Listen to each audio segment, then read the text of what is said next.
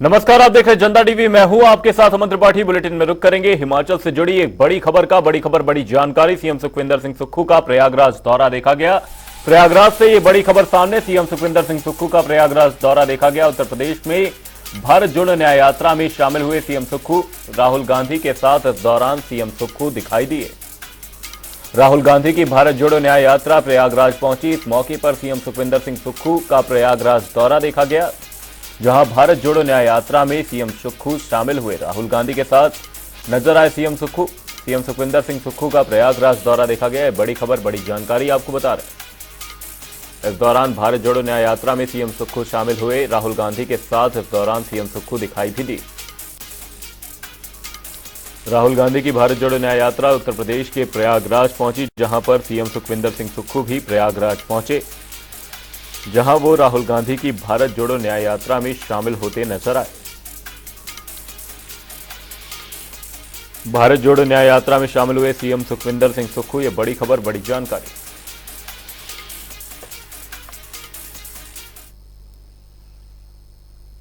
विधानसभा budget सत्र का आज 5वां दिन है। ये बड़ी खबर, बड़ी जानकारी आपको बता रहे हैं। दोपहर 2 बजे से कार्यवाही शुरू होती नजर आएगी। प्रश्नकाल के साथ सदन की शुरुआत होगी।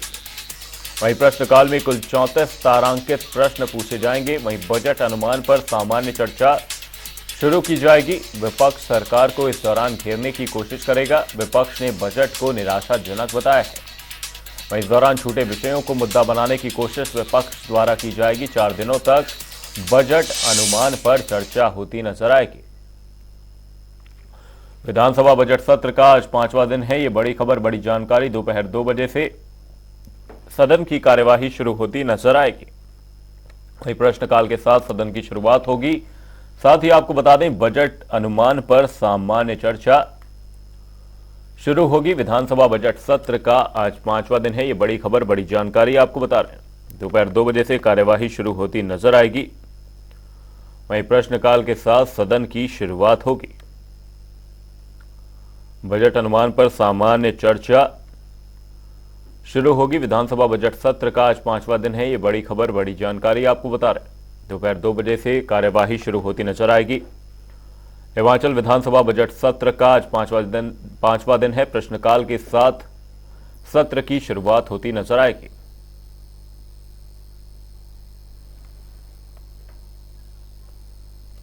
इसी खबर पर हमारे सहयोगी रॉबिन शर्मा हमारे साथ लाइव जुड़े हुए हैं। रॉबिन, आपसे जानना चाहेंगे, हिमाचल विधानसभा बजट सत्र का आज 5वां दिन है, क्या कुछ बड़ी बातें रहेंगी इस दौरान?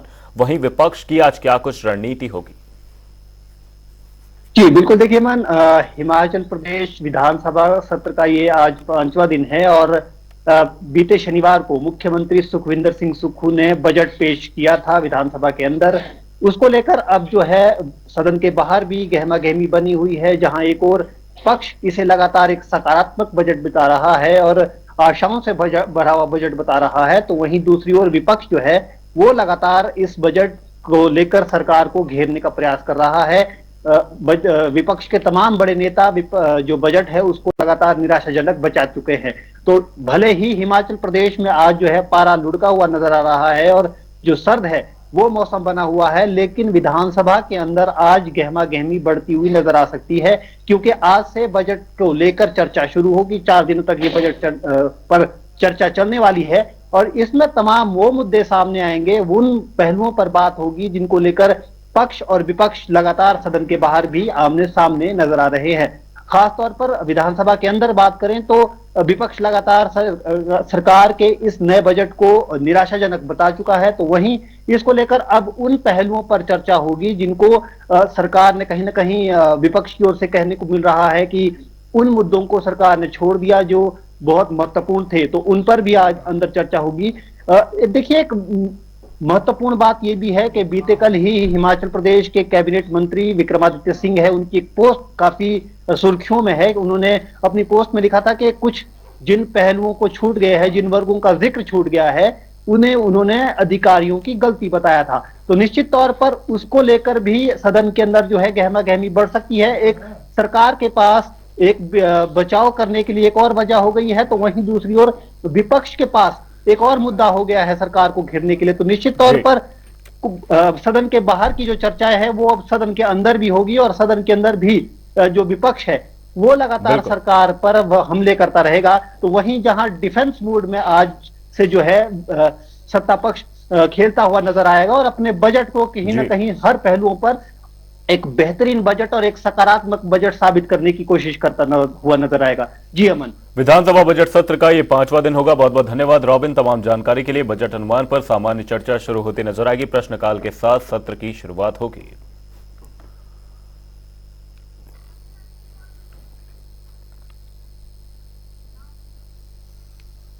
रुक करेंगे अगली बड़ी खबर की ओर। बड़ी खबर, बड़ी जानकारी सामने। बजट को लेकर विक्रमादित्य सिंह ने पोस्ट किया है ये बड़ी खबर, बड़ी जानकारी। बजट को लेकर विक्रमादित्य सिंह ने पोस्ट किया है। पोस्ट को लेकर राजनीतिक गलियारों में चर्चा तेज हो गई है। अपनी ही सरकार के बजट पर उन्होंने नाराजगी जताई है। साथ ही अधिकारियों पर लापरवाही का इस दौरान आरोप लगाया है। उन्होंने कहा कि बजट में कुछ वर्गों का जिक्र छूटा है। वहीं अधिकारियों पर कड़ा संज्ञान लेने की बात कही है। बुलेटिन में वक्त एक छोटे से ब्रेक का। ब्रेक के उस पार जल्द लौटेंगे।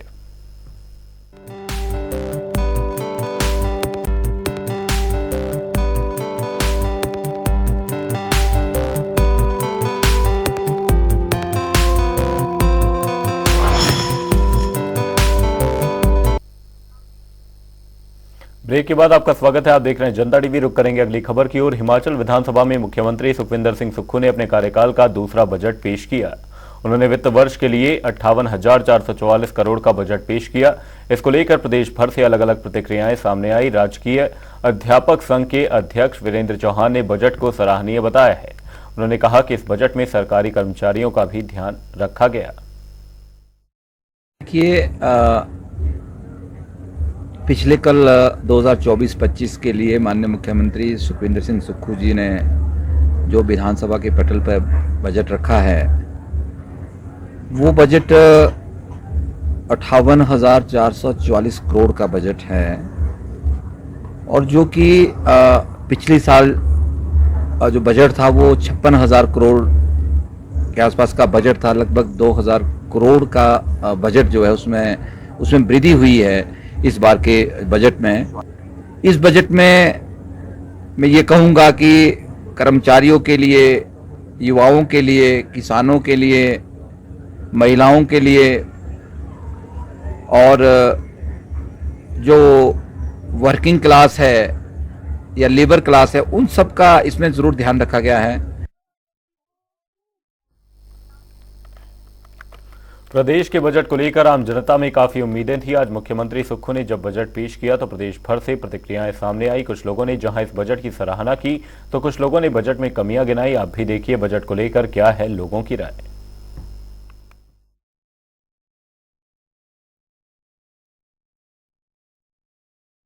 किसानों के लिए, बागवानों के लिए और साथ में दूध का समर्थन मूल्य उन्होंने बढ़ाया है।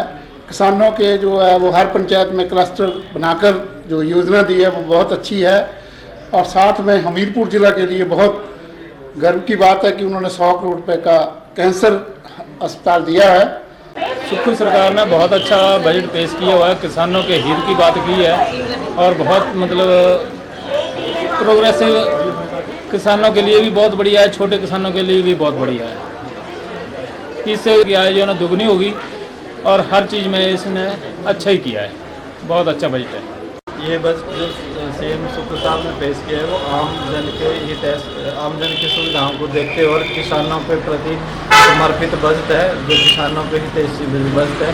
इसके लिए हम सुक्खू साहब का धन्यवाद करते हैं और युवाओं के लिए और जो भी बजट में अन्य लोगों के लिए सुविधाएं दी गई उनके लिए हम उनका धन्यवाद करते हैं।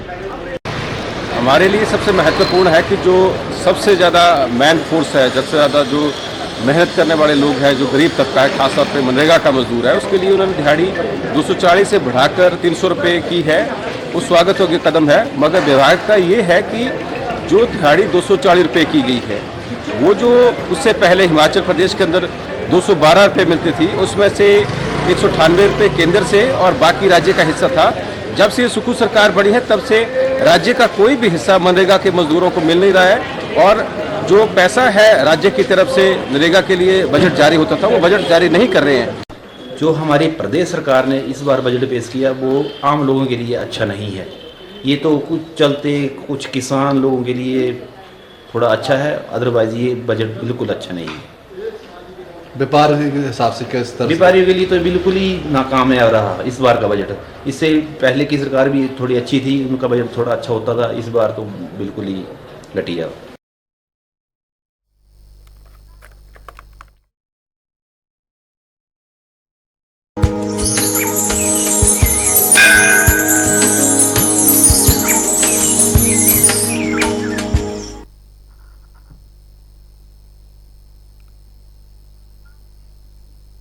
शिव प्रताप शुक्ल का हिमाचल प्रदेश के राज्यपाल के रूप में 1 वर्ष का कार्यकाल पूरा हो गया है। इस अवसर पर राजभवन में कार्यक्रम आयोजित किया गया। साथ ही इस दौरान राजभवन के अधिकारियों और कर्मचारियों ने राज्यपाल को बधाई दी। इस मौके पर लेडी गवर्नर और राज्य रेड क्रॉस अस्पताल कल्याण शाखा के अध्यक्ष जानकी शुक्ल भी इस कार्यक्रम में उपस्थित रहे।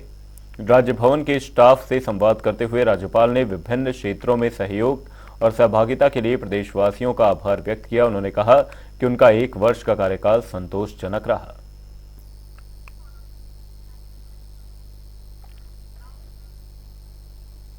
बुलेटिन में रुक करेंगे एक बड़ी खबर की ओर। बड़ी खबर, बड़ी जानकारी मौसम को लेकर। बड़ी खबर सामने, हिमाचल में मौसम का मिजाज बदलता नजर आया है। ये बड़ी खबर, बड़ी जानकारी, हिमाचल में मौसम का मिजाज बदल रहा है। कई इलाकों में इस दौरान बादल छाए हुए हैं। वहीं मौसम विज्ञान केंद्र ने अलर्ट जारी किया है। बारिश और बर्फबारी की इस दौरान संभावना जताई गई है। 19 और 20 फरवरी को भारी बर्फबारी का पूर्वानुमान जारी कर दिया गया है। ये बड़ी खबर, बड़ी जानकारी आपको बता रहे हैं। हिमाचल में मौसम का मिजाज बदलता नजर आ रहा है। कई इलाकों में इस दौरान बादल छाए हैं। साथ ही मौसम विज्ञान केंद्र ने इसी बीच अलर्ट जारी कर दिया है। बारिश और बर्फबारी का अलर्ट जारी किया गया है। बारिश और बर्फबारी की संभावना जताई गई है। 19 और 20 फरवरी को भारी बर्फबारी का पूर्वानुमान जारी किया गया है।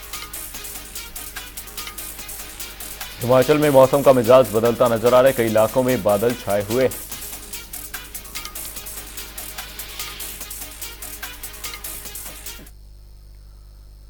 दिल्ली में चल रहे बीजेपी के राष्ट्रीय अधिवेशन का दूसरा दिन है। देश भर से बीजेपी कार्यकर्ता और पार्टी प्रतिनिधि दिल्ली पहुंच गए हैं। हिमाचल प्रदेश बीजेपी के राज्य जनरल सेक्रेटरी बिहारी लाल शर्मा ने राष्ट्रीय अधिवेशन को लेकर कहा कि प्रधानमंत्री नरेंद्र मोदी ने अधिवेशन की शुरुआत की और अधिवेशन में 2 प्रस्ताव रक्षा मंत्री राजनाथ सिंह और गृह मंत्री अमित शाह की ओर से लाए गए।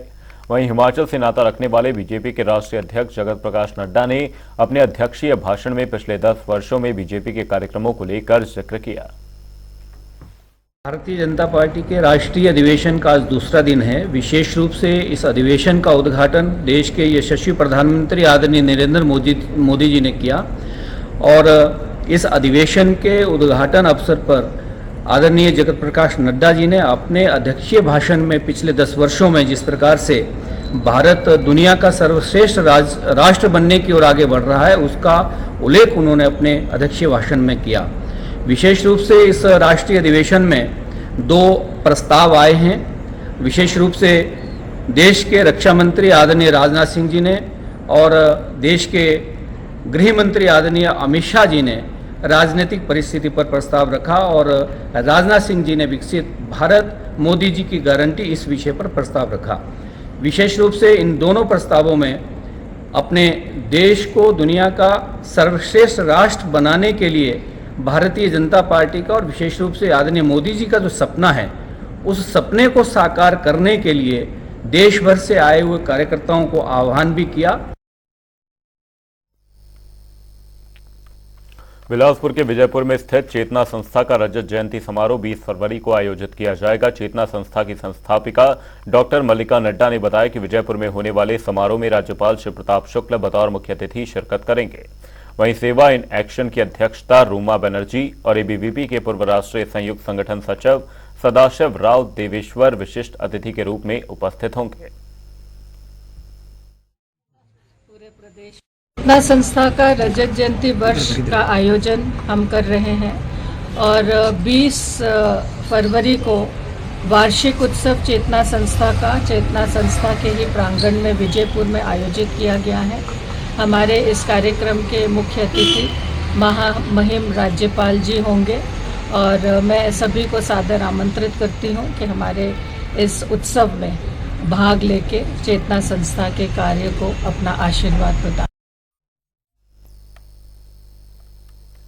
प्रदेश सरकार की ओर से एक तरफ जहां वन मित्रों की भर्ती की जा रही है तो वहीं दूसरी ओर जल शक्ति विभाग में भी फिटर और पंप ऑपरेटर की भर्ती की जा रही है। साथ ही युवाओं में भर्ती प्रक्रिया को लेकर काफी उत्साह है, लेकिन पिछले एक हफ्ते से तहसील कार्यालय में इंटरनेट की समस्या चल रही है, जिसकी वजह से युवाओं के दस्तावेज बनने में काफी दिक्कत आ रही है, जिससे युवा काफी परेशान है।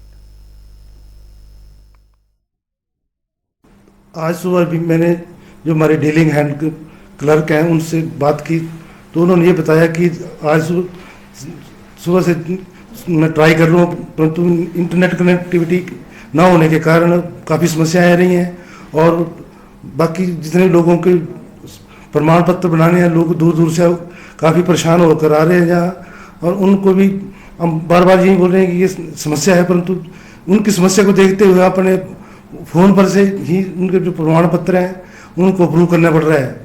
और इसमें भी कई बार ऐसे इश्यूज आ रहे हैं कि फ़ोन में भी कई बार हैंग हो जा रहे हैं या कुछ पूरे जो डॉक्यूमेंट्स हैं जो अटैच किए होते हैं उसमें वो पूरे खुल नहीं पाते, पीडीएफ नहीं खुलती, तो इसमें काफ़ी समस्या आ रही है। तो मैं ये चाहता हूँ कि ये इंटरनेट जो समस्या है इसका कुछ शीघ्र समाधान किया जाए, जिससे कि लोगों को काफ़ी राहत मिले।